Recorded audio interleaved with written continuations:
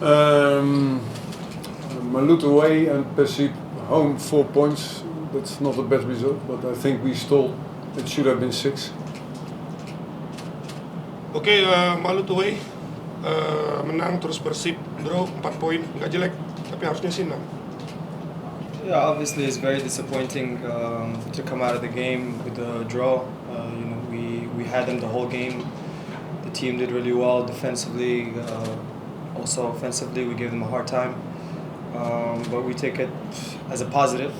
It's obviously the #1 team right now in the table, and we just gotta learn from our mistakes and keep going. Oke, jelas kecewa dapat draw. Kita kuasai tadi pertandingan, kita sulitin mereka bertahan menyerang. Terus kita ambil tim positifnya aja. Mereka tim sekarang peringkat 1, jadi nggak jelek lah. Okay, coach, today Noah play very good, impressive.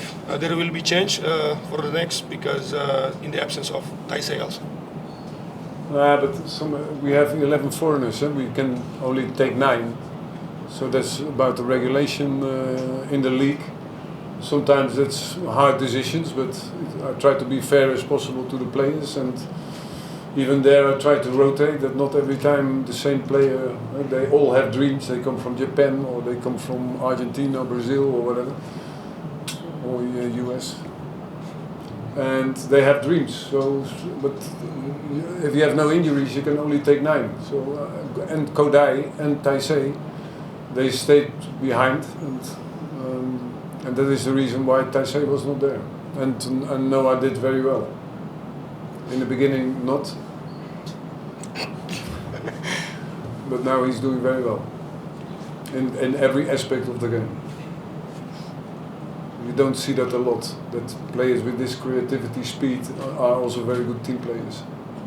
And now he has to work to be a nice guy, and then everything will be okay. Oke, kita ada 11 pemain asing dan cuma bisa bawa 9.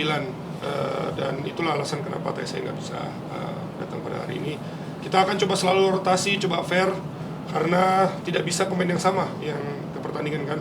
Ada pemain dari Jepang, Argentina, Brazil, Amerika, mereka punya mimpi. Jadi yang bisa dibawa, ini regulasi dari federasi, cuma bisa bawa 9. Terus kalau bicara soal Noah, dia bagus di pertandingan tadi, di awal sih enggak.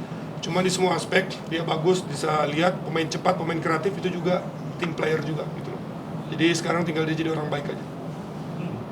I think the players can learn that if I try to teach them something, they have to do it. Yang bisa dipelajari adalah pemain kalau diajarin, ya mereka harus melakukan apa yang diperintahkan sama dia. Because the things that went wrong, that had also only to do with the strength of Bandung. The Bandung only is long balls in front of the goal. I think if you remember that I put that they always come, if you're like this, they will always come inside and be in front of the goal, and that was the reason we get a penalty. And we have to communicate with each other, and if you see how easy, we have 3 central defenders, and then we play men marking. But we lost from 2 points from ourselves, and we won also 1 point because it's a fantastic team. We get a very stupid red card. I also, it's almost unacceptable. And the way we prepared for this game, the way they attitude in the training, the way they open in the whole group. I think we have a fantastic players group, but we still make mistakes that's unnecessary. And it's not on purpose, but it happens. Oke, apa yang berjalan buruk tadi ya, kita tahu Bandung kekuatannya cuma long ball ke depan gawang, dan ingat dia juga tadi mereka juga ada pertukaran masuk ke dalam, akhirnya tadi dapat penalti. Semestinya kita komunikasi harus lebih baik. Tadi kita udah pakai 3 center back, kita juga udah man to man, tetapi ya kita hilang poin karena salah sendiri. Kita juga dapat poin juga karena usaha dari tim yang luar biasa. Terus kartu merahnya sangat bodoh, nggak bisa diterima. Padahal kita udah siapkan attitude yang bagus juga dari latihan.